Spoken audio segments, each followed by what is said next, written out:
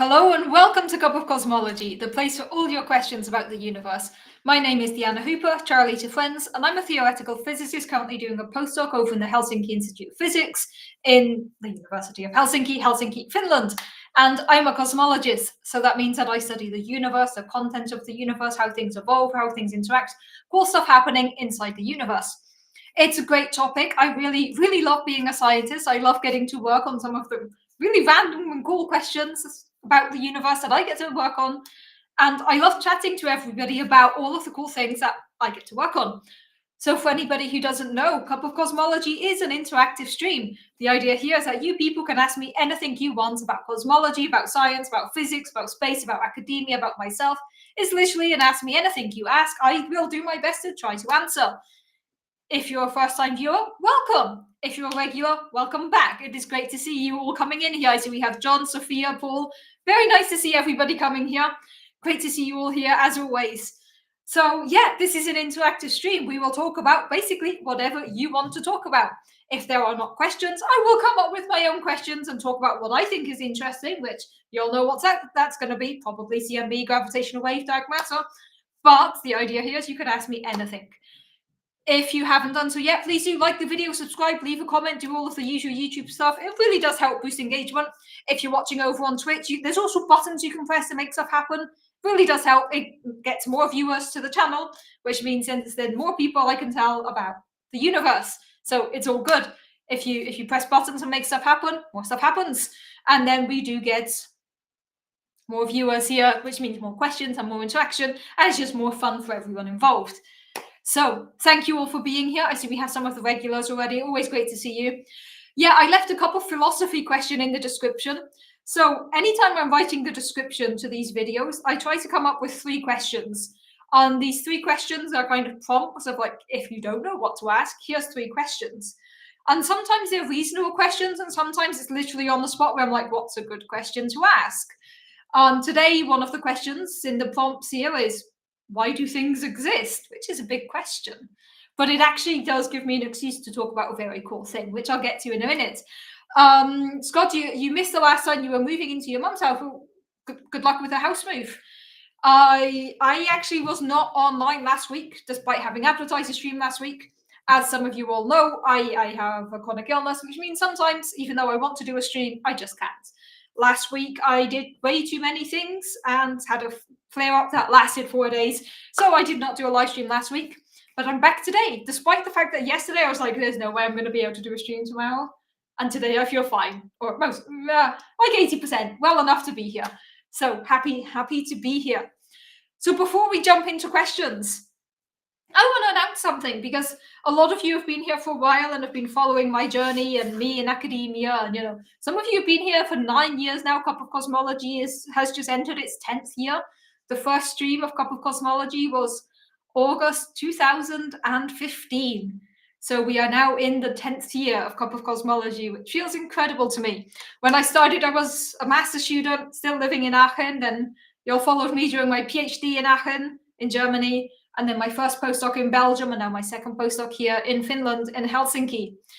I was online 2 weeks ago. I was not online last week, but I was online 2 weeks ago. As always, if you miss a live stream, there's a recording, so you can go back and watch it to see what you missed. But especially on days when I do an Ask Me Anything, if you've been here once, you know the format. You ask, I try to answer, and then we go down tangents. So, as some of you know, I'm currently in Helsinki, or as you all know, I'm in Helsinki. I am a postdoc, which means I'm at that in-between stage of being, I'm not a student, I'm not a senior staff member either. I'm somewhere in between, which also means I'm on a short-term contract. So there was some uncertainty recently because my contract was initially set to finish at the end of September. But a couple months ago, I got a 1-year extension to work on a slightly different topic, still embedded within cosmology, but working more on the data science side of LISA. LISA is a gravitational wave mission that we're set to launch next year. Not next year, sorry. LISA is a gravitational wave mission that is set to launch next decade and going to look for ripples in the fabric of the cosmos. And I'm working on how we're going to manage all of the data and what we do to make sure we're ready for this data. But this week I got a cool announcement, and that announcement is that I got a grant. And I'm super happy about this, because this is a grant that I can take a year from now and it's gonna let me stay here in my current job doing what I love until at least September 2026. So it gives me 2 years security, basically, the year that I already have, plus another 1 year security. So I'm pretty happy about this. If any of you follow me on different social media, you would have seen this announcement already. But yeah, I know you all like to stay up to date with my life and what is happening in terms of my research career. So I got a grant this week. I'm super happy about it. And this is the reason why next week there is not going to be a cup of cosmology, because I'm hosting a party to celebrate. So next Sunday, I'm expecting there to be around 30 people in my house, with about 15 things that I'm planning on baking. There will not be a cup of cosmology next week, but there will be soon. Thank you. Yes, thank you for the congratulations. I am very, very happy about it. I am very happy about this grant, and it's good. I got the news. I actually got the news 2 weeks ago, and I wasn't allowed to tell anybody until like 3 or 4 days ago. I was like, yeah, a lot of people unofficially knew, but I wasn't allowed to announce it until like Wednesday. So now I can officially announce it.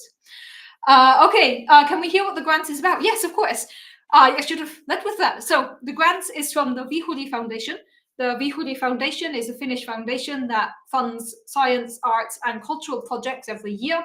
And I applied with a project where my idea was, can we look for dark matter using gravitational wave data? So how can we use gravitational wave data to try to find dark matter? And apparently, whoever was reading this thought that's a cool idea. Get some money, go do it. So that's what I'm going to be doing a year from now. That's the main thing. And I'm going to go in more details about gravitational waves, dark matter. For anyone who doesn't know what they are, I will jump into a bit of an explanation of those things.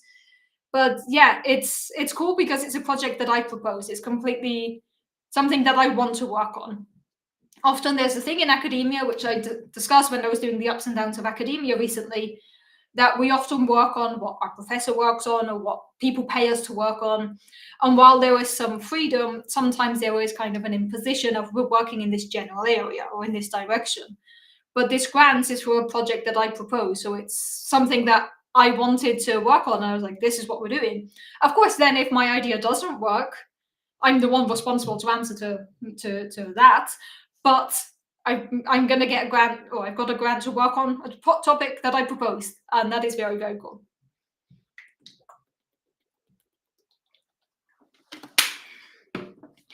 So I see there's a few questions. There is a question about gauge theory, or there's a question of can you ask about gauge theory? You can try to ask. I'm not sure if I can answer gauge theory questions. But feel free to ask, and I will try to wrap my brain around it. And if I can't answer you, John, send me an email. And at some point over the next few months, I'll get back to you about that. But I want to tell you a bit about the grant. Basically, this is an excuse for me to tell you about some of my favorite things in the universe, and then we'll get to specific questions. But of course, jump in with questions at any point if you have them. Okay, so the universe, as far as we know, has three main components. Everything we see, everything we're accustomed to, everything from me to my very full tea mug to, this plushie that's behind me. All of this is made of normal matter. But normal matter only accounts for 4.9% of the density or of the energy budget of the observable universe. There's another 26.2%, which is in the form of dark matter. Dark matter is this weird type of matter that interacts via the gravitational force but doesn't interact with light, doesn't interact electromagnetically. This means that dark matter is essentially invisible, but it affects things through its gravitational presence, and therefore we can see hints of it because of its gravitational presence. And the remaining 68.9% is in the form of dark energy. Dark energy is this weird type of energy that is driving the accelerated expansion of the universe, and that is pretty much everything we know about dark energy. So this is fun. I say I'm a cosmologist, I study the universe, we only understand 4.9% of the universe. So then, of course, the question is, where do these numbers come from? I'm so glad you asked. These numbers come from the cosmic microwave background radiation, which is this amazing thing here. This is a snapshot of what the universe looked like 380,000 years after the end of inflation. What you can see here is a background light that exists everywhere in the universe. This light comes from the very early universe, a time at which the universe had four main things: dark matter doing its own thing, photons, which are particles of light, protons, and electrons. At some point, dark matter is doing its own thing, so these other three are constantly bumping into each other. As the universe cools down, the protons and the electrons can combine together to form the first neutral hydrogen. At this point, the photons, the particles of light, can no longer interact with the other two, so they break away and they start traveling freely throughout the universe. They have been traveling freely ever since.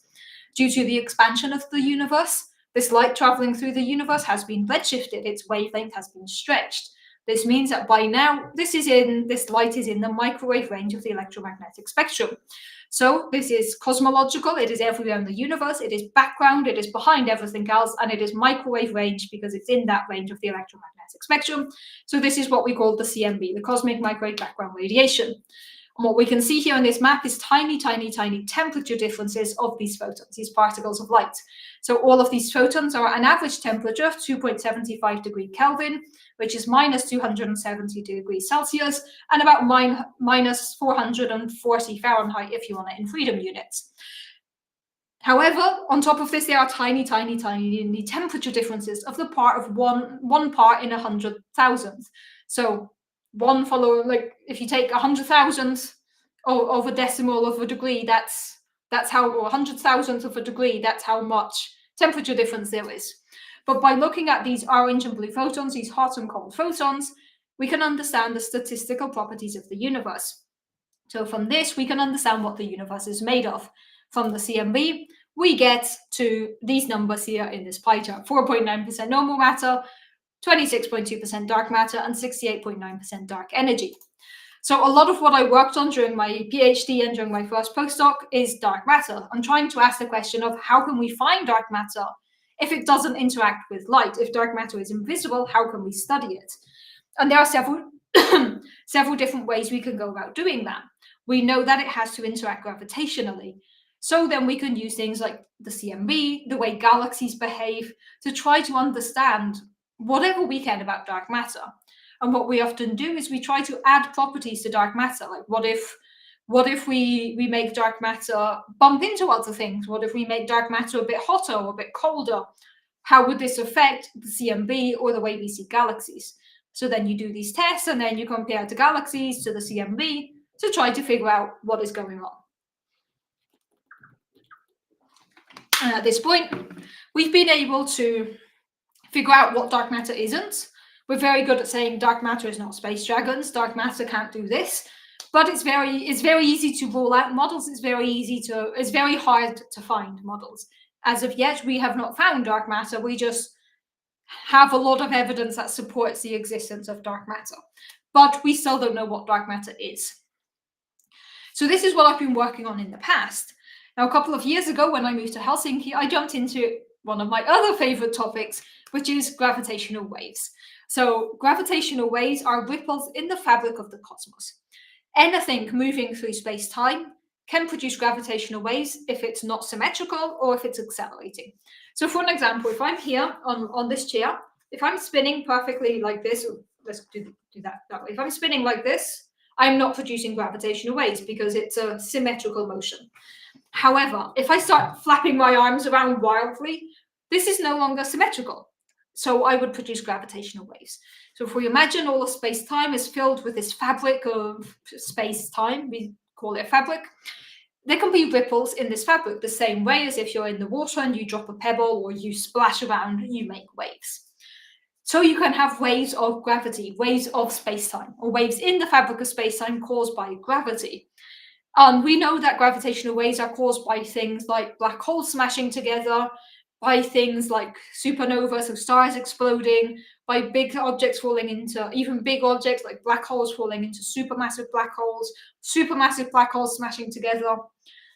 These ripples are amazing. If a gravitational wave were to go through me, the effect it has is it distorts space and time. So first it would make me thinner and taller, and then shorter and fatter in this kind of motion.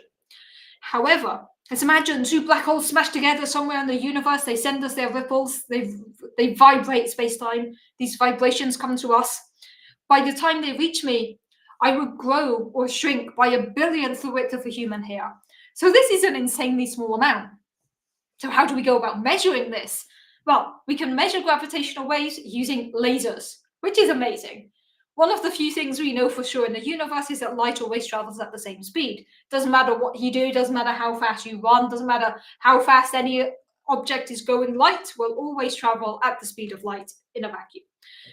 Obviously, if you slow it down in like water or something, you can change it, but in a vacuum, like we know the speed of light, it is constant.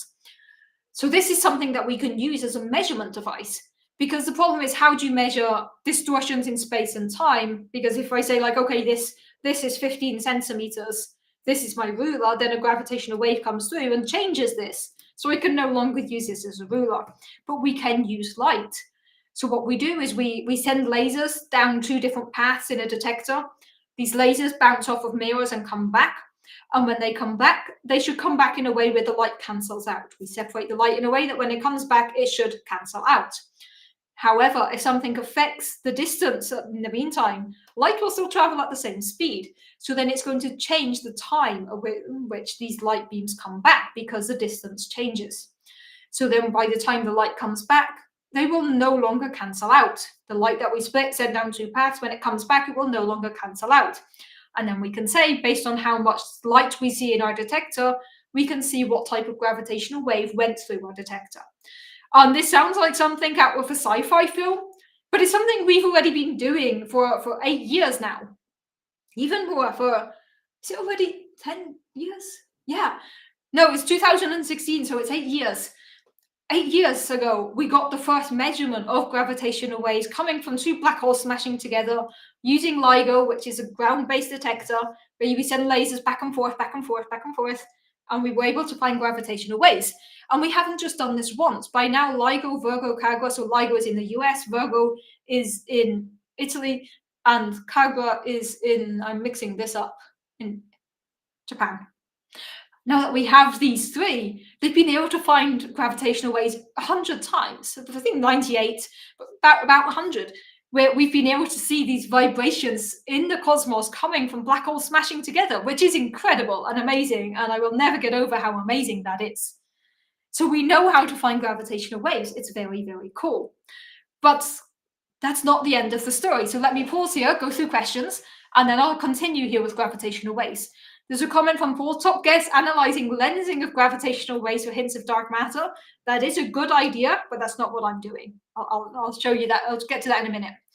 Okay, I'm going to skip your question for now, Scott. I will come back to it in a minute. Don't worry. I'm just going to stay on topic now, but then I will come back to this question that you have here, Scott, about hydrogen. I'll come back to that about hydrogen and stars. Making a note of it, I will come back to it. More comments about gravitational waves. Do gravitational waves ever dissipate? I imagine they go on indefinitely. So when an object produces gravitational waves, it produces them kind of spherically. So when you have the black holes smashing together, you produce gravitational waves in every direction. So then they do propagate through space-time. They do kind of spread out, but they don't dissipate. They will be redshifted. They will experience a redshift because of the expansion of the universe. They will gradually spread out. But usually dissipation happens because you have some type of interaction with the medium through which you're propagating.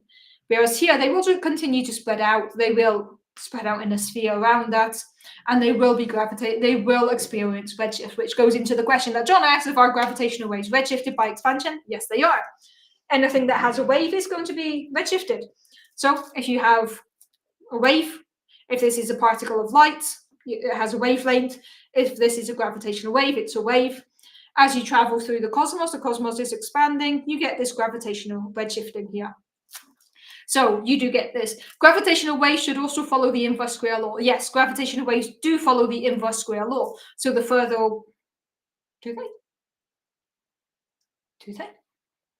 I was about to say very confidently, yes, they do. So then the further away you are, the weaker they are. But do they? See, I'm going to say yes, but let me check that, because now I'm debating. Huh. Curious.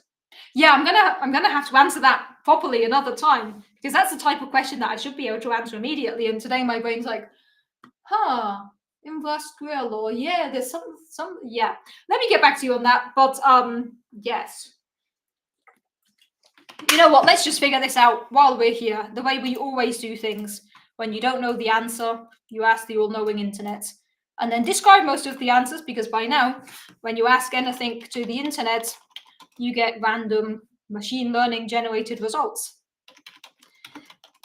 So let's see what we can figure out. Do gravitational waves dissipate and the inverse square law? Because currently I'm debating this. So I would say that gravitational waves do not dissipate, but they do spread out. So they do kind of get fainter. They do follow the inverse square law, but they don't dissipate because they couple. So in order to dissipate a gravitational wave or any wave, you do need some type of interaction with the medium because gravity is very weakly coupled. It is very difficult for gravitational waves to couple to anything or to interact with anything. So they are not likely to dissipate. So do they still follow the inverse square law is the follow-up question. And I even currently debating if they follow the inverse square law. So for people unfamiliar, the inverse square law is the thing that we have with gravity, where the further away you are, the weaker it is because there's the square root of the radius at the bottom or square root of the distance at the bottom. The same is true for pretty much any wave. You have some type of dissipation. And gravitational waves do have this inverse law because they travel at the speed of light. They are gravitational waves. So they do indeed have an intensity that is proportional to 1 over the distance squared. So so to summarize, this is also just quickly throwing this at Google. So gravitational waves follow the inverse square law because that is the way that we know gravity behaves. Inverse square law means that as you get further and further away from something, if you increase the distance by a factor 10, you decrease the effect by a factor 100. So the further away you are from the source of the gravitational waves, the weaker the gravitational wave is going to be. But this is not because gravitational waves are kind of dissipating with matter, they're just spreading out over a larger volume, so the overall intensity is diluted. Does that make sense? Let's see, a follow-up comment here from Perth. They should, right? I wager that they are stronger than stretching, squeezing by less than a proton when they are near the black holes. Yes, so the closer you are to the source, if you're standing right next to the black hole smashing together, you will notice a bigger effect, overall bigger intensity. But when you're further away, that is going to change. So this is also how we figure out how far away black holes were when they smashed together, is by figuring out how much of the gravitational wave signal we're receiving. So just quickly needed to throw things at the internet to verify what was in my brain there. Gravitational waves do experience redshift. Gravitational waves do not dissipate through interaction with anything else, and gravitational waves do follow the inverse square law. Okay, so I think that maybe makes sense. Cool. Let's see. Hopefully that answers your questions. All very, very good questions. And I think you can see slightly, I did mention earlier that I'm probably not at 100% today because I do feel like I'm very tired. I was out for like 12 hours yesterday at a bunch of different events and things, and I got home like, I'm going to have a long COVID flare-up tomorrow, and I don't. But I do feel like I'm not 100% right now. But that's okay. This is why we figure things out together. You ask all questions, I get stumped, I throw them at the all-knowing internet, discard the search results that I know are bad, and then get the answer. This gives me an idea that at some point we could do a thing, because right now it's very difficult to fact check. It's very difficult to find reliable information online because you Google something or you throw it in a search engine and you get ads, then you get the machine learning generated response, and then you get actually valuable results with some random things. So would people be interested in a stream at some point of how if I don't know a physics question, how I would go about finding the answer online, what type of sources I would use, which ones I would discard, how I would go about the process, like what I just did live that you didn't see the screen I was looking at, but I just very quickly filtered through a few things to confirm the answers that I wanted to give. Of course, not confirm, but just verify that what I was saying made sense. If people think that would be interesting, I could do that at some point of like how I approach trying to find actually credible scientific information in an age where it's very difficult to filter from misinformation. If people think that's interesting, I'll do a stream about that because I feel like that could be useful for some. But let me know your thoughts. Have we ever detected a lens gravitational wave? That is an excellent question. So lensing is a tiny, tiny effect that we see when we look at galaxies, for example, where if you look at the light coming from a distant galaxy on its path towards us, this light can be distorted. This is distorted due to a gravitational object. So if you have a big, massive gravitational object, this is going to distort the light that's coming from behind it. You can also have the same thing happening. So the reason here is the massive object is going to bend space-time. This bending of space-time is going to cause objects to follow this curvature of the space-time. Objects with mass tell space-time how to bend. The bending of space-time tells objects how to move. So you have this interplay here. So if we have a big gravitational object like a chunk of dark matter or a black hole, this is going to warp space-time. Any light traveling through space-time is going to feel this distortion and divert its path.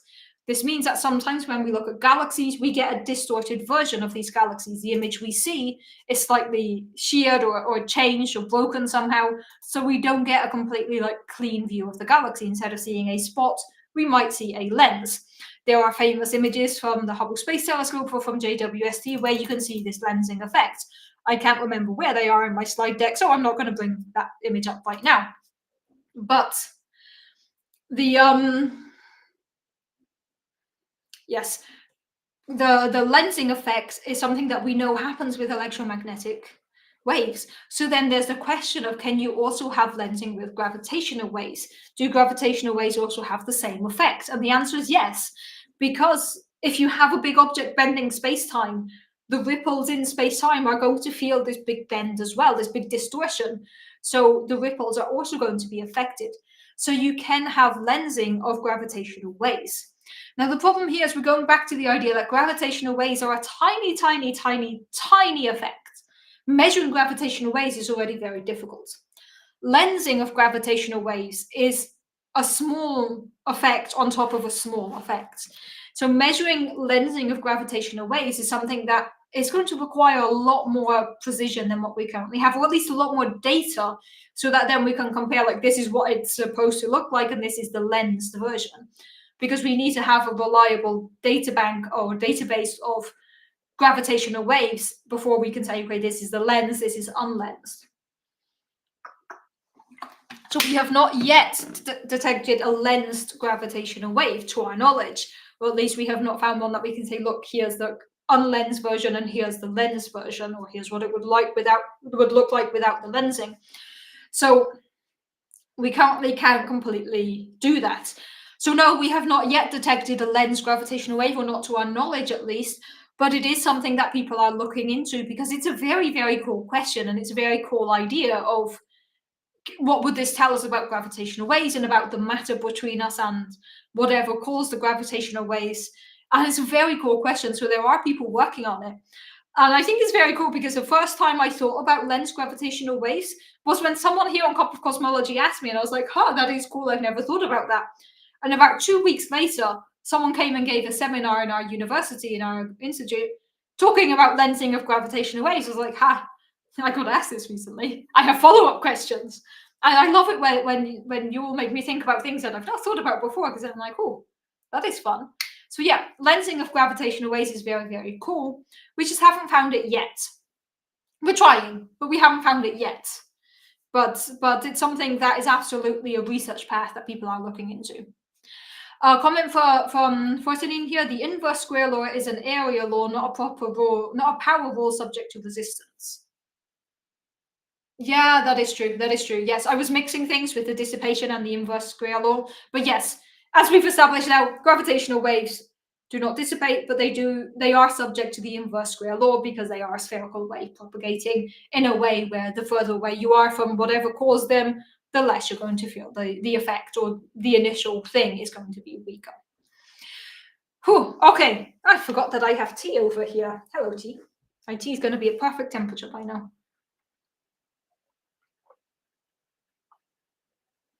So also a very important comment here from Beth when we were talking about gravitational waves being affected by redshift. They are always going to be redshifted because they are traveling through the expansion rate of the universe. They're going to be redshifted. Now, you can also have things being blue shifted where their wave condenses. And again, I need to get out my slinky toy for this. I don't need to. It's just fun. So if we're traveling through the universe, you can stretch something.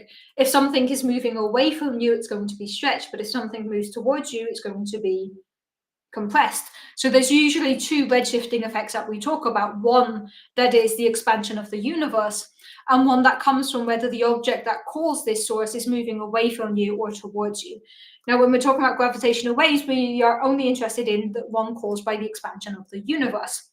And at that point, because the universe is expanding, they're going to be kind of redshifted. Although talking about it being redshifted and blue shifted, the terms redshift and blue shift only kind of make sense when we're talking about the electromagnetic spectrum, because blue has a longer wavelength than red. So when something is redshifted, it's been stretched. When something is blue shifted, it's been compressed. But gravitational waves are not electromagnetic waves. They don't really have a concept of blue shift and redshift.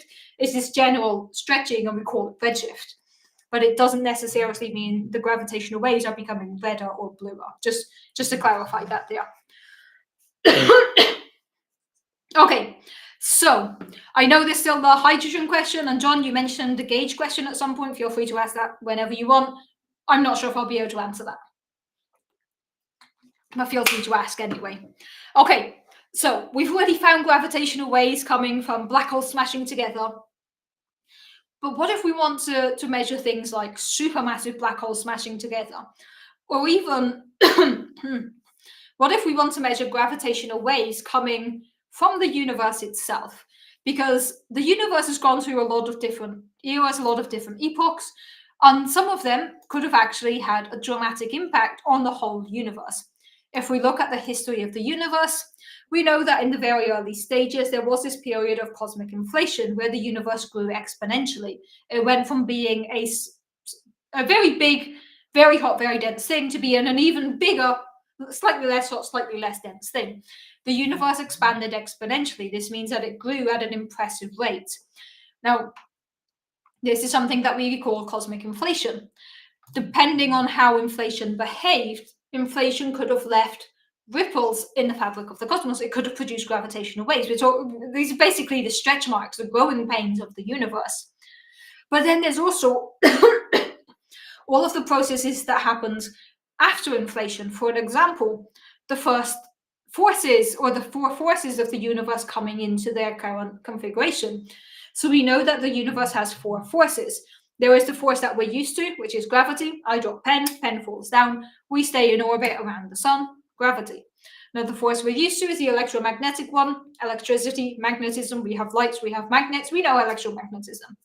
The other two forces that are the ones that tell particles what they're allowed to do in the universe are the strong nuclear force, which glues things together, holds atoms together, holds nucleons together, or protons and neutrons together inside atoms. And then we have the weak nuclear force, which is responsible for radioactive decay. One of these forces is not well understood.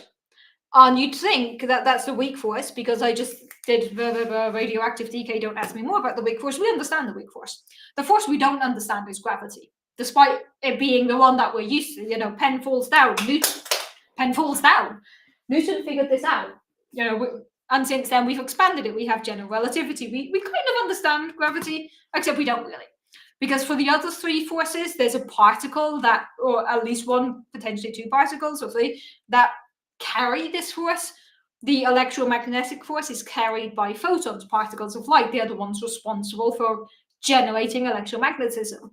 The strong force is carried by gluons. Gluons, they glue things together.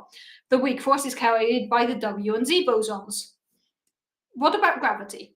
Gravity is curvature of space-time because of objects with mass. Okay, makes sense. It's a good explanation. It just makes it very hard to put gravity together with the other things. But we know that in the very early universe, at high temperatures, these forces were united. At some point, we didn't have electromagnetism and weak force, we had the electroweak force.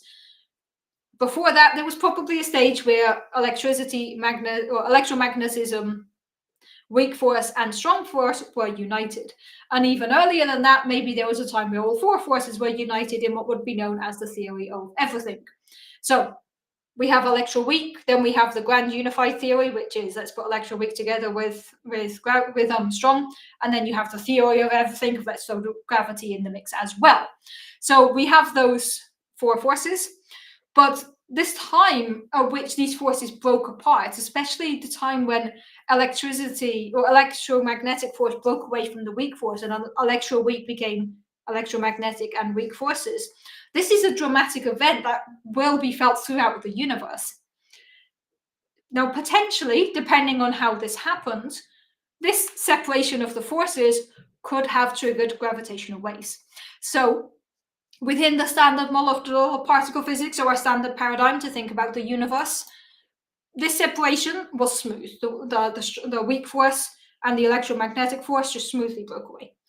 But in a lot of ideas, a lot of models, for an example, ones that try to explain why there is more matter than antimatter in the universe, predict that this was not a smooth transition. Just want to put a pin in this and come to this idea of matter, antimatter. So we know that there is matter in the universe and there is antimatter. For every electron, you could have a positron, which is the same as an electron, but with opposite charge. So then when or opposite quantum numbers, opposite charge. So when an electron and a positron meet, they annihilate and they produce photons or radiation, particles of light. In the very, very, very early universe, there was a lot of antimatter and a lot of matter. Every particle of antimatter found a particle of matter and annihilated. If these had been created in equal quantities in the early universe, we would not be here today having this conversation. Every antimatter particle would have found matter particle, they would have annihilated. The universe today would just be entirely made of radiation, there would be no matter. I guess then nothing would matter, would it? Then, fortunately for us, there was actually a bit more matter than antimatter in the early universe. We don't know why, but instead of having 1 billion of each, or however many billion of each, for every billion antimatter particles, there was 1,000,000,001 matter particles. So after the big annihilation where everything found each other and annihilated, what we are left with is a small amount of matter. We don't completely know why. We don't know why there was more matter than antimatter produced in the early universe, but there was. And thanks to this, we know that things exist. So to answer the question that is in the caption of why do we exist? Why do things exist? Things exist because there was a bit more matter than antimatter in the early universe. Why? We don't know. But in some theories or some models that try to explain this unbalance, we have some of the models that try to explain this imbalance say that the way the weak force and the electromagnetic force separated was not smooth. There's a lot of other models that can make this separation not smooth. So I just love, this was not planned, by the way. Slipping in that question that's in the caption was not planned. I just found a chance to do it. So I'm very happy about that. So, yes. If we have a separation between the weak force and the electromagnetic one that is not smooth, what you can do is you have two states of the universe. You have the new state with the separated phase, and you have the old state where they're still together. And this can gradually happen throughout the universe. So you kind of get bubbles of the new state appearing and gradually overtaking the universe, because inside the bubble is more energetically efficient, it's better. The universe likes having or likes saving energy. So once a bubble of the new phase appears or the new state appears, this is going to gradually expand and collide with other bubbles, because this is gradually going to take over the whole universe. The universe is like, hey, that's less energy. Let's do that. Guess we're going to do that. So once you have this new phase appear somewhere in the universe, it can expand.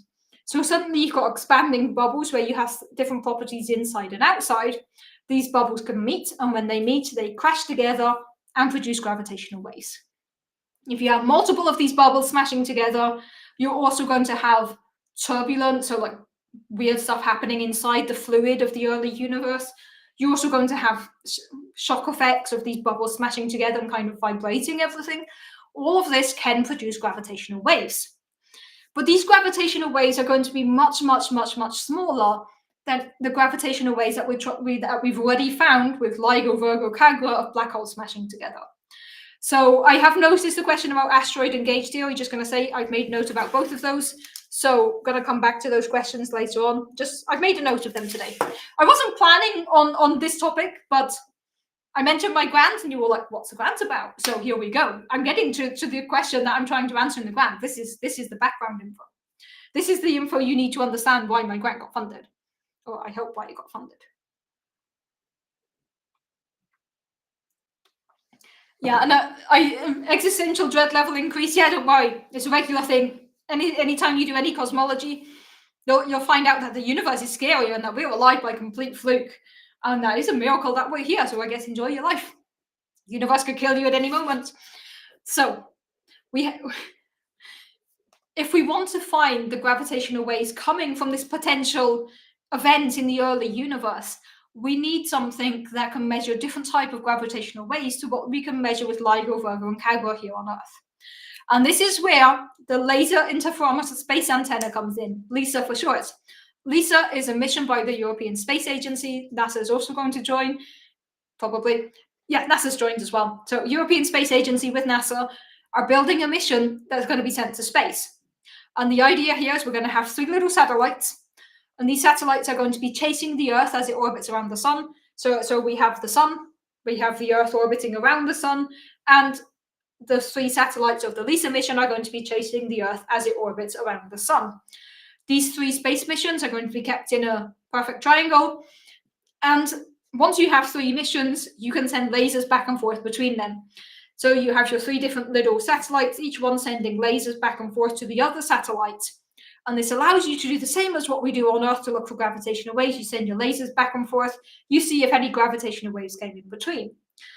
The missions that we have here on Earth, the arm length of these detectors, like LIGO, Virgo, they have an arm length of 4 kilometers. So the lasers travel 4 kilometers, come back. They travel quite a few times, but they start at 4 kilometers. LISA is going to be separated by 250 million kilometers, which is a lot of kilometers. So that's the distance that we're sending the laser, bouncing it back, getting it back, sending it. And this is how we're trying to find gravitational waves. LISA is set to launch in the 2035, 36-ish approx. And LISA is going to be looking for gravitational waves coming from supermassive black holes smashing together, big black holes falling into small black holes, galactic binary, so things moving around in our own galaxy. And LISA has the perfect frequency, so it's measuring things, gravitational waves, with the exact wavelength that is the same energy or the same wavelength needed to measure this electroweak symmetry breaking in the early universe, so that when the electromagnetic force and the weak force separated. So there is a chance that LISA, this laser interferometer space antenna, is going to be able to measure these hypothetical gravitational waves coming from the very, very early universe. And that is incredibly cool. That is amazing, if you ask me. Like, we want to figure out what happened 13.8 billion years ago when the universe was still growing, when forces were breaking apart. So we're sending lasers to space to measure gravitational waves. That is amazing. I will never not be amazed by this fact. So, what I've been working on for the last 3 years is the question, trying to figure out how we find these gravitational waves from the early universe in future LISA data. There's a big problem or advantage, depending on how you want to think about it, that LISA is set to measure a lot of things. LISA is trying to really measure a lot of different things out there, supermassive black holes, things in our galaxy. What the signals that I'm interested in from the early universe lie beneath everything else. It's like going to a rock concert and trying to listen to somebody whispering the other side of the room. First, you need to filter out the band, you need to filter out everybody else, you need to be able to hone in on that noise, on that one thing you want to listen to. And this is what I've been working on, of asking the question of how can we find this data from the very early universe amongst everything else? How do we find this signal amongst all the other signals? So that's what I'm working on. As of this month, I'm involved in the data center that we have in Finland, because LISA is going to generate a huge amount of data. There's going to be a lot of data coming back and forth. And there's also the question of how do we process this? How do we analyze it? How do we get science out of the data? To do this, there's some international teams with different data centers. So data centers are places where we have computing resources, where we can run software, where we can develop the pipelines. Because what we don't want to happen is we send LISA to space 10 years from now, we get the data and then we're like, now what do we do? So now we have 10, 15, 10, 11, 12 years to prepare for this. And this is what we're doing. We're preparing the software, we're preparing the hardware so that when we get LISA data, we are ready to do science with it immediately. And this is what I'm working on now. And for the next year, I'm going to be kind of helping coordinate the data center that we have here in Finland, trying to figure out how we can prepare for the amount of data and the processing and everything. Of course, right now we don't have LISA data because it hasn't launched yet. So part of what we do is we produce fake data where we inject signals. We know what's in the data because we put it there, and then we try to see if we can pull it out. And gradually do this with more and more complicated systems and see if we can still pull out what we put in, which is very, very cool. So that's what I'm working on currently. Okay, questions about gravitational waves. What gravitational wave instruments will your research use data from? Mostly LISA, the Laser Interferometer Space Antenna. That is the main one. But there are also others planning to be launched. There is Taiji and there is Tianqi. Different missions that are also expected to launch within the next 10 to 15 years, doing very similar complementary things. But so a lot of what we do can be applied to these other missions, but the main one we're focusing on is LISA. I'm part of the LISA consortium, part of the LISA team, and part of the LISA like data processing or data center people. Okay, question from Prof. Does the orbital mechanics of rotating black holes affect the gravitational waves produced? Yes. Like, would two otherwise identical pairs of black holes produce distinct gravitational waves if their orbital distance and or velocity were different? Absolutely, yes. So this is a big thing, that when you have black holes rotating around each other, so you get two black holes, they're close together, they're going to collide, so they start orbiting around each other, getting closer and closer and closer until eventually they collide and produce a huge amount of gravitational waves. This whole process of the spiral, the collision, and the ring down all produces gravitational waves. It's not just the collision, it's everything leading up to it. So then the masses of the black holes play a role. The initial distance between them play a role. If the black holes were spinning, they have different amounts of energy, so they can produce different amounts of gravitational waves. This is going to play a role. If one of them is substantially bigger than the other, the amount of gravitational waves, or the what we call the waveform, the shape of the gravitational waves, is going to be different. The first time we measured black hole smashing together with LIGO, we were able to say one of the black holes was 36 solar masses, it was 36 times the mass of the sun. The other was 29 times the mass of the sun. When they collided, they produced an energy of around 3 times the mass of the sun, which was releasing gravitational waves. We know the approximate spin of these black holes. This is something that we have to account for, and we know, okay, they were in that area of the sky about that many light years away. So this is stuff that does impact the overall amount of gravitational waves, especially if you have anything like spin. This is, or if the black holes are spinning, which most black holes are, this is going to affect the amount of energy that they have, and therefore the amount of energy that can be converted into gravitational waves. Okay, so I started, okay, another question about gravitational waves, and then I'm going to tie all of this together into my new grant proposal. Are there multi-messenger approaches to take between different scale gravitational wave detectors, like opportunities for combining pulsars with LISA and with LIGO type detectors? Excellent question. So LIGO, Virgo, ground-based detectors are looking at a specific frequency or specific wavelength, length of the gravitational waves. LISA is looking at a different one, and in between those we have pulsars. So pulsars are also a way where we can detect gravitational waves. Pulsars are rapidly rotating neutron stars, so stars that are spinning very, very quickly. These were basically cosmic lighthouses. They have a beam of light in one direction, so as they spin, you can figure out how fast they're spinning. So you can use this for precise timing. If you have a pulsar that does a specific, like, spins towards you every few seconds, you have a predictable clock there. You know what it's doing. If you have multiple pulsars and a gravitational wave passes in between them, it's going to slightly affect the time at which you're receiving these signals, because a gravitational wave is affecting space and time. So if you have a network of pulsars, kind of an array of pulsars, you can use these to try to measure gravitational waves. which is very, very cool. This is something we have already done with nanograv and other pulsar timing array experiments with pulsar timing array, the timing of pulsars in an array of pulsars measure the timing of them. And these are looking, for an example, at black holes, supermassive black holes smashing together. And last year, there was already the idea that maybe pulsars had actually found this background of gravitational waves that we think is going to be everywhere in the universe, probably coming from supermassive black holes smashing together, which is very, very cool. And there is going to be a tiny bit of overlap with all of these. But the main way we can use these is if LIGO, Virgo, Kagra, for an example, measure something that is very, very much a signal that you expect to also have an appearance in LIGO or pulsar data, it's something you can use as a cross-check. It's like, okay, this supermassive black hole crashing together was measured with pulsar timing array. Now we have LISA data. This is a point that we can use to cross-check.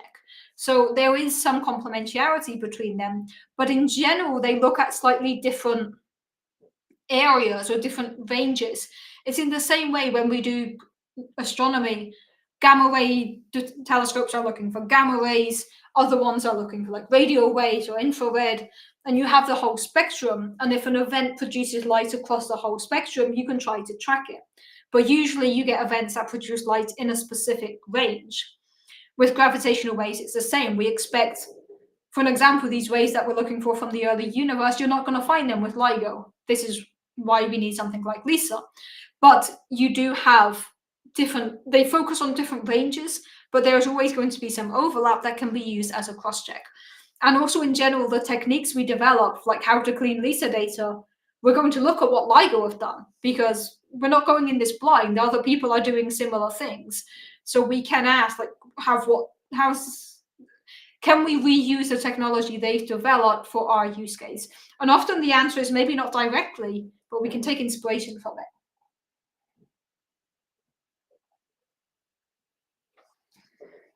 Comment from Prathia. In your continued obsession with charged black holes, indeed, does charge affect the gravitational waves produced? Interesting question. You like asking me tough questions, Brath. I like that. I would say yes, but I feel like it should. If black holes have charge, this is something that should affect the energy, and therefore it should affect the way that they produce gravitational waves. But I'm not completely sure. That is a great question to figure out. That is a question for me to look up. Charge of black holes. And by that, I mean I will ask somebody at work tomorrow and then forget to report back. But that is a great question, Prath. I'm not sure. I would say yes, if black holes can have charge. If a black hole has charge, that might affect its overall energy and therefore could affect the amount of gravitational waves you produce. But I would have to check that. I feel like the answer to that is going to be yes, but I do want to check that. Okay, so LISA is going to help us potentially measure these hypothetical gravitational waves from the early universe. And because this is not hypothetical enough, I want to ask the question of what if these gravitational waves in the early universe were produced by dark matter, for an example. So if we go back to this model where or this idea of we have the two forces, that matter here, where we have the electromagnetic force and the weak force, if these separate, what causes this separation? Could there be a mechanism that explains this separation while also explaining the origin of dark matter or the existence of dark matter or dark matter properties? And this is not a wild stab in the dark. There are people out there trying to ask the same question. You can actually come up with dark matter models that produce a phase that can kind of cause this separation of the forces, or even be affected by the separation of the forces. Depending on the dark matter model that you come up with, you can tie this into this early separation of the forces. So then, the question that I proposed in my grants that just got funded is, if we get data from LISA, can we use that to not only find these early universe gravitational waves, but then further use that information to study dark matter? So there's a lot of hypotheticals here, like if LISA doesn't blow up, if Lisa measures something coming from the early universe, and if this early universe effect can be tied to dark matter, how do we put all of this together? I don't know yet, but I've just won a grant to figure it out. So that is the topic of the grant that I proposed to the VHODI Foundation and that I got funded, and that I got told 2 weeks ago that was funded. So this was a 55-minute answer to the question of, what's your grant topic? So gravitational waves are really cool. Dark matter is really, really cool. I've really enjoyed working on both of these topics. I worked on dark matter a lot during my PhD, during my first postdoc. The last 3 years I've been working on gravitational waves from these early phase transitions or this early separation, connecting this to future LISA data. And now, for the next year, I'm going to focus on LISA data and how we can do stuff with LISA data in the future. And then I get to ask a question of, and now how can we apply this to dark matter? And that's pretty cool. I'm very happy about this. It's a cool topic. And I'm very happy that I'm going to be working on this cool topic. Price, you're very honored that you asked tough questions. You do. You keep asking tough questions. You know, you were the one who asked about white holes and Hawking evaporation. The general consensus in the office appear. So, update on that, by the way. The general consensus of people I've talked to is like, yes, white holes would have an equivalent of Hawking evaporation, but not in our universe. If that provides any insight to you, that's yes, that is the general consensus right now.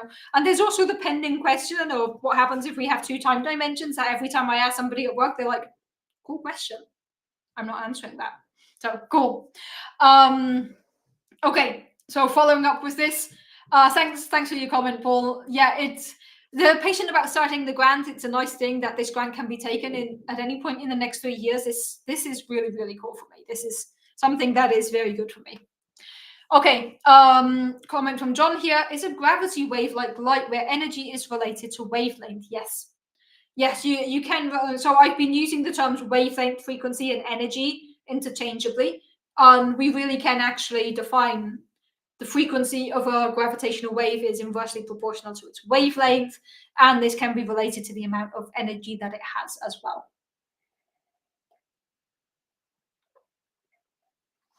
Okay, and I knew that just throwing out the question of the comment of not in our universe, you would absolutely ask me about that. So I'll come back to that in a minute.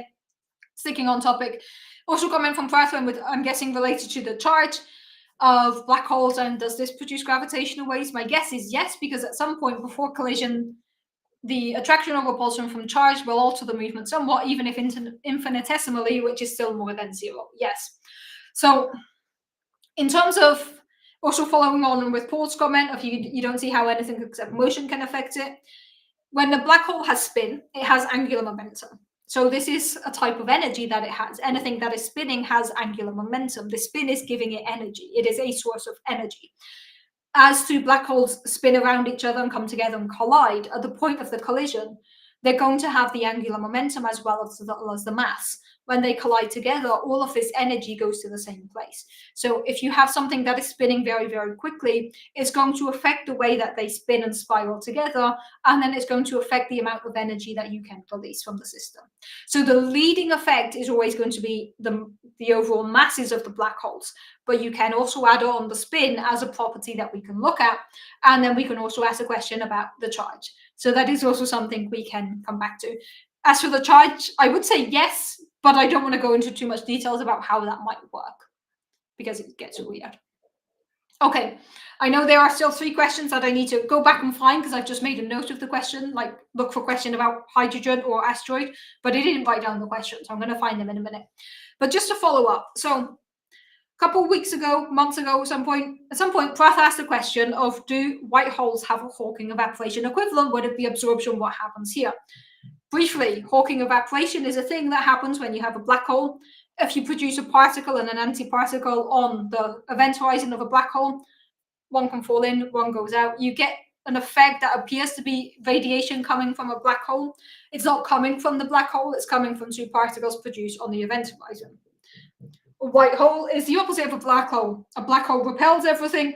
Sorry, a black hole attracts everything. The opposite of a black hole is a white hole, which attracts everything, which repels everything. This is a repelling one. This is an attractive one.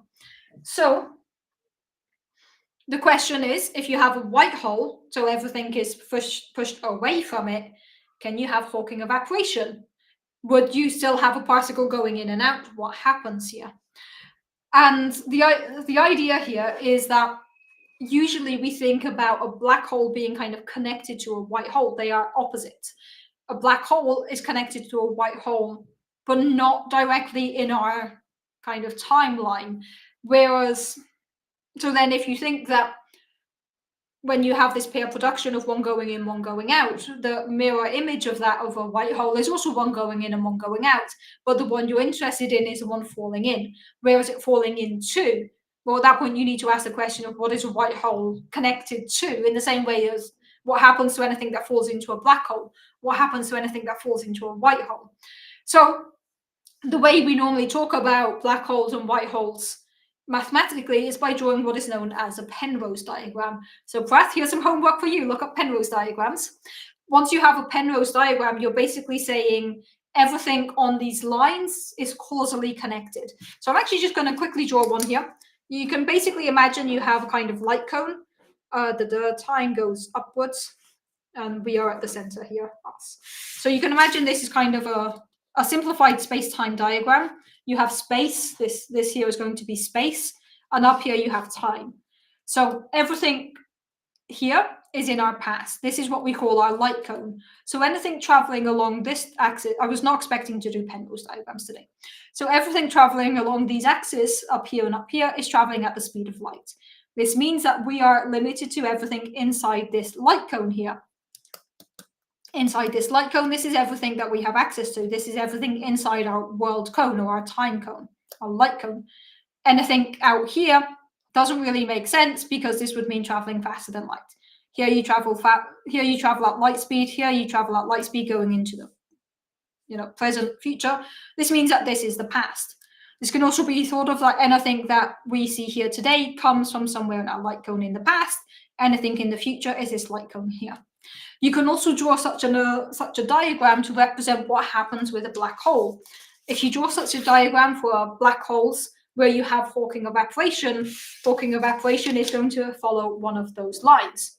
If you draw the same diagram for a white hole, you're going to follow this line into a direction that is down like over here. And then you ask the question, what does that even mean? So I don't want to go into too much details because I know I just threw a random thing at you, which is a lot of information. But in order to talk about black holes and white holes, the language we usually use, or to like visually describe it and mathematically study the implications, we often start with this type of diagram. So if you draw a diagram like this for black holes and white holes, you can kind of see how the particles behave. And it leads to the conclusion that if white holes have Hawking evaporation, it's not part of our universe or our light cone. In the same way that white holes are actually hypothetical objects, we don't know if they actually exist or not, because it's something that mathematically makes sense. But again, we're not really sure how to put it in a functioning system in what we know of the universe. So white holes are hypothetical.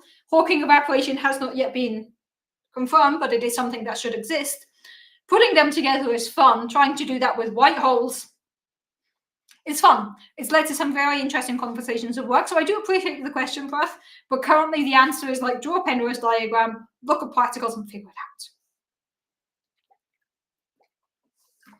out. Okay, so you do have more questions about white holes and antimatter. Amazing. I look forward to being baffled by those questions as well. Keeping on topic here, a maths night for you from Prath, of course. Can you find a black hole pair system that produces gravitational waves of Planck wavelength? And what happens if you collide larger black holes than that? Okay, I will have to get back to you on that one, Prath. That is a good question. That is a cool question to think about. But I think it's too late in the day and in the stream to go into Planck lengths. So ask me that next week. At some point, we can do a stream dedicated about black holes, white holes, and everything. This is just a tangent, because I just made a comment that Prath asked cool questions. Like, you all ask cool questions. Prath asks me questions that make my brain hurt, and I love those questions. If a white hole exists, could two of them orbit away from each other and create gravitational waves? Would it be backwards? Love the question here. Love the thought pattern. Yes. If you have white holes, can they orbit around each other? I mean, orbiting around each other is because they're getting closer. white holes would not be getting closer, they'd be flung away. Would they have any reason to orbit around each other? Would they have any reason to collide? If they're orbiting away from each other, kind of like how, so we can actually use an example here. Even though the Earth and the moon are locked together, they're gravitationally locked, the moon the moon is gradually getting further and further away from the Earth. It is actually slightly losing orbit, it is going away. So yes, you are aware of Penrose diagrams, I imagine you are. So homework for you, Press. Try and draw a Penrose diagram to explain a black hole, and then draw one for a white hole. Then you can figure out how Hawking evaporation works. Or at least that's what I did in an office with a colleague, and I was like, cool diagram. I think I understood, but probably not. So Penrose diagrams are the way to answer your question about black holes and white holes and evaporation. It's a cool question. So if the Earth and Moon system are gradually getting further and further away from each other, and they are actually producing gravitational waves. So I guess if you have two white holes orbiting away from each other, you could hypothetically produce gravitational waves as well. So the thing about the things spiraling around each other, like they orbit around each other and gradually lose energy and get closer. But I think you could have a system where you do the opposite, where they orbit away from each other. Again, white holes are a hypothetical thing right now, but it's cool to do weird maths with them. But a white hole would still affect the gravitational force. Therefore, white holes should still produce gravitational waves if they have some type of interaction with each other, I think. But that is also a very cool question. I love these cool and very difficult questions. Okay, I'm going to speed run through 3 questions that I know were asked that I ignored, but that I do want to go back to. Let's see if I can find them. There was a question somewhere. I have 2 questions from Scott to get back to and 1 from John. Let's see if I can find the question. Okay, question from Scott. Again, there are no stupid questions on this show, just as a reminder. If stars start off as a cloud of hydrogen, but then fuse into heavier and heavier elements, where do they get all the neutrons from? Excellent question. You can make neutrons.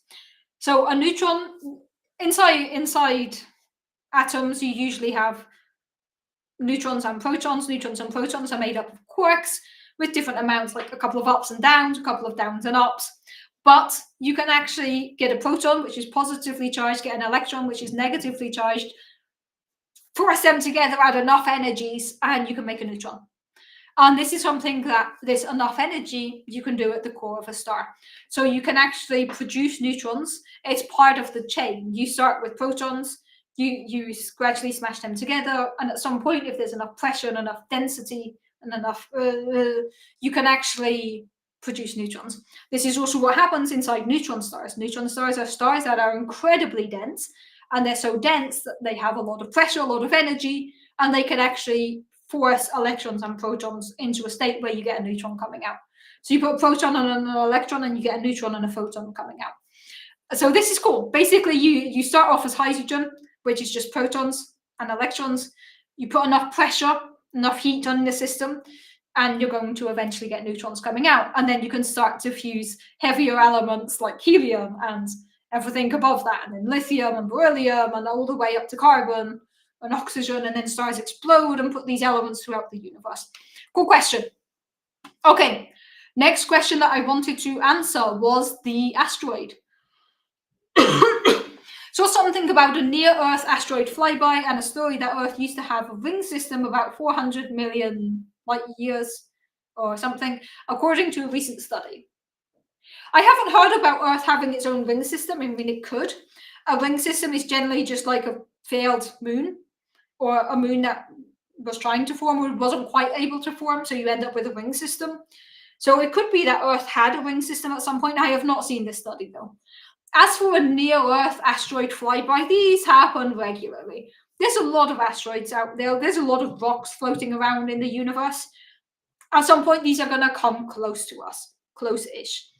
Often there's these like scary headlines of there's a flyby, there's an asteroid that's coming close to us. And then you read it and it's like 10 times further away than the moon. Don't worry about it. So yeah, there are frequently asteroid flybys. I haven't heard of one lately, but they are very frequent. I wouldn't worry about it. As for the study showing that Earth used to have a ring system, I'm not surprised by this, but I haven't read the study, so I'm not sure, but it sounds plausible. Okay, question from John. Just to let you know, I'm currently looking at old comments, so I'm not seeing the new comments. So I'll jump back down to the new comments in a minute. But there's a question from John about gauge theory. Okay. What does it mean for a boson to be a gauge boson, and how does electromagnetism emerge from it? Those are both very excellent questions, John. I'm going to make a note of them, but I'm not going to answer them right now because I think those are questions that I would like to think about my answer calmly before answering them instead of answering on the spot, because gauge theory is always very difficult to talk about if we're not using mathematics. And as you know, one of the rules on this show is I don't show equations. I rarely show equations. It's infrequent. So I'm wondering how to talk about gauge theory and bosons without saying it's a gauge boson because it has this symmetry. So let me make a note of that. It's a great question. I'll figure out how to answer that in a way that I'm not confused by my answer, and in a way that hopefully doesn't confuse you about the answer. So let me make a note of gauge bosons. What is a gauge boson? Because it's an excellent question. What is a gauge boson, and why do bosons then do stuff? So I've made a note of it. That doesn't necessarily mean I'll remember to answer it, because as you know, I make notes of things and then never check this notebook again. So, yeah, there's also, like, I occasionally flick through it and see things that are not answered. For an example, there's a comment at some point here of look into Google Blitz, and I have not done that, but there's a note here. But now there's a big note asking what is a gauge boson. So maybe I'll remember to look into that and answer that, because that is an excellent question, John. That is a very cool question. I should just figure out how to answer that. Also, just flick through and saw look into charged black holes. So I'm guessing I know who asked that question, but that's also one that is not marked as solved. So I guess I did not look into that one. Yeah, this is my like streaming notebook and random numbers on it, and yeah, it's a great question, John. I will look into it. If not, remind me at some point. I'm currently trying to think if I can get a guest on the show and just throw this question at them. I think there's a person I could get on and be like, so what is a gauge boson? Tell us. That could be fun. Okay, back to the new questions here. A comment from John. Could your research say anything about the idea that dark matter is helping merging black holes overcome the final parsec problem? Yeah, so when you have merging black holes, the last stage of the actual final merger is not completely well understood. And there are some ideas that dark matter is trying to, or dark matter is kind of contributing to this by the way that the dark matter behaves around black holes could be contributing to this kind of final push. But I'm not sure. It's not something I've looked into, and I don't think the research that I'm working on would help answer this question, because I'm really interested in dark matter in the early universe, not dark, or the question, like, I want dark matter in the early universe to help with gravitational waves then, not dark matter today contributing to gravitational waves today, like with merging black holes. So it is a very interesting question, but it will not be answered by the questions that I'm asking. At least not directly, but again, maybe the tools, the techniques could be similar, but it's different types of dark matter and different epochs of the universe that we're focusing on. Okay, follow up by Brathy about white holes again. Assuming white holes do drag and curve space-time, even if it's outwards, then it follows that orbiting white holes cause gravitational waves. Yes. A white hole would still be a massive object. It would still distort space-time some way or another. Therefore, it could still produce gravitational waves. That does make sense. Okay, a comment from Scott here when I was talking about hydrogen clouds. I remember learning that protons and electrons make neutrons, but I thought it was only in extreme pressures like neutron stars. Didn't know regular stars did that too. Yeah, extreme pressures. You can get extreme pressures when you're forming a star, because there's a lot of gas in a closed region, and then gravity pulls things in, and suddenly you have a big pressure thing happening there. And to start this initial fusion stage, you do need a huge amount of pressure and energy, and like a lot of stuff happening there. Usually you can actually get more pressure by changing the density of something, or by like putting enough things there, then you increase the pressure, which is cool. Okay, if I could eventually get back to you about blue dwarfs, Scott, I got someone on the show to talk about blue dwarfs at some point. I did answer that question eventually. You know, it took me several years, but I did get there eventually. So you did get an answer. So people will get questions eventually. Yes. I should take this notebook to work. It's an excellent nerd night break. Yeah. Yeah. See, this is the thing. I also start coffee breaks sometimes with like, so anyone want to talk about white holes? We do usually have the rule that coffee break should be at least partly non-physics related, so we don't do physics the whole day. But yeah, there's a lot of cool questions in here. I could just leave it out and wait for somebody to answer it. Follow up by breath. White holes can't orbit one another. Their gravity would repel each other even at the infinite distance. They can only approach each other once and then be repelled on hyperbolic paths. Yeah, I guess that would make sense as well. I don't know. I've not looked into the dynamics of white holes. It's not something that I was planning on looking into, but it's something that I can add to the list because that sounds very cool. But because white holes are hypothetical for now, we can always just say like, meh, we're not even sure if they exist. We'll worry about it. Someone's definitely working on that. That someone is not me. Okay, we've had a lot of very cool questions here today. Thank you. And I got to tell you all about my grant and the project, which is combining dark matter and gravitational waves and LISA data. Everything I love working on in one nice, neat package. It is very, very cool. So I'm going to wrap up the stream here. We've gone over the hour mark today. We're not going to reach an hour and a half this time. But thank you for the questions. It's been really, really fun because I didn't plan a topic. I'm very glad that I found a way to tie in this question of why do we exist? Matter-antimatter asymmetry. Why was there a matter-antimatter asymmetry? We don't know. Maybe Lisa will answer this question. Maybe it won't. We don't know. But we know that something exists because of matter-antimatter asymmetry. As to why that exists, we'll figure that out someday. Okay, reminder that next week there will not be an episode of Cup of Cosmology because yes, there will not be an episode of Cup of Cosmology next Sunday because I'm having a party to celebrate getting a grant. I've invited way too many people. I keep seeing people like, hey, do you want to come to a party at my place? And then I look at my place like, where am I going to fit people? This place is not big enough for the amount of people I've invited. This is fine. So next week, there is no Cup of Cosmology because I'm having a party to celebrate the grants. And I don't think I should do a stream when there's 30 people in my house, although it could be very chaotic and very fun. So that means that the next Cup of Cosmology should be on the 27th of October, 2 weeks from now. Quick reminder, on the 27th of October, it is the last Sunday of October, so those of us in Europe, myself included, already switched to not doing daylight summertime anymore. We turn off daylight summertime, we stop saving time. As you all know, I hate the whole changing clocks things. I hate daylight savings time, sorry. Should not be a thing. It is. I don't like it. In any case, October the 27th, we already changed the clocks in Europe. I know those of you in the US do not change your clocks until a week later. So on the 27th of October, that's when the next stream will be. If you don't change your clocks on the 27th of October, remember that the stream is going to be an hour different for you. An hour different in what direction? So my 8 p.m. becomes 7 p.m. So the stream will be an hour earlier.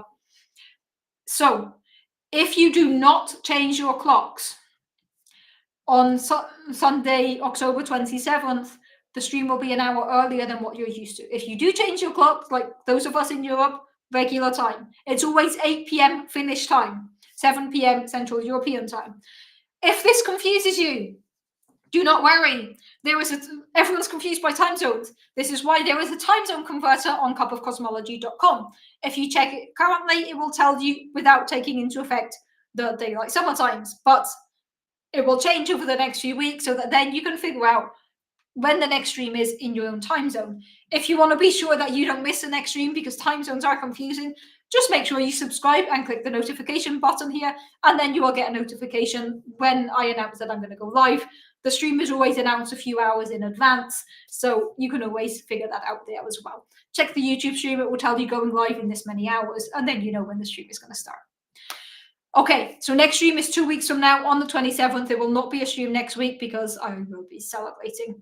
And of course, there's always the caveat that because I am chronically ill, I can't always commit to the stream. So it should be the 27th unless something happens. That is the plan. Okay, thank you everyone for joining. This has been great fun. As always, I love the questions. I love the interactions. It's great to see all the familiar faces here and some new faces as well. Thank you all for being here. It's been great fun. Cup of Cosmology will be back 2 weeks from now. I hope to see you all then. Same time, not same time as today, plus minus an hour, depending on whether you change your clocks or not. So, you'll figure it out if I'm going to be there or not. So, Cup of Cosmology back on the 27th of October. I hope to see you all then. And I hope in the meantime, you'll take care of each other and stay curious.